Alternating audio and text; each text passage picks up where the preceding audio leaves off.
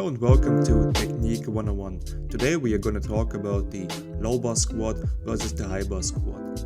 These are the main two kinds of squats you may observe in the gym. The difference may seem small, but it has a huge effect on the whole movement. First of all, let's look at the setup and the position of the barbell on your back. For the high bar squat, you can see that the barbell is very close to your neck. It is the most common variation of the squat you may observe in the gym. The technique is very easy to execute and is very similar to the weightless squat. It does not require much mobility and can be used by basically everyone. If you're just starting out with squats, this is the first thing you should do and practice. For the low bar squat, the barbell is positioned further down your back. This position creates more tension in your core, but also requires more mobility to execute. You might need to work on your shoulder and arm flexibility to get into the proper position.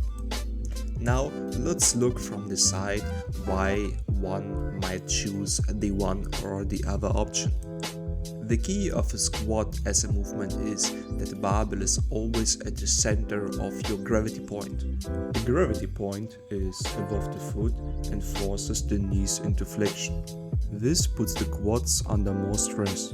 On the upside, this position is lower back friendly and puts less stress on the posterior chain due to the more upright position of the back. On the downside, more ankle mobility is necessary and the movements allows you to move less weight. The low bar setup allows you to shift your back in a more horizontal position. Therefore, your hip can move back and recruit more muscle to move the weight.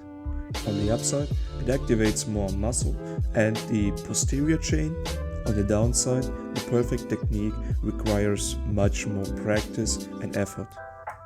For example, there might be cases where the weight distribution is more on the one side compared to the other. To avoid this, you have to practice the movement. A good mix of both is always a good idea. So now you know the main difference between the low bar and high bar position on the squat. That's all for today, and I hope I could provide you with some value. See you soon.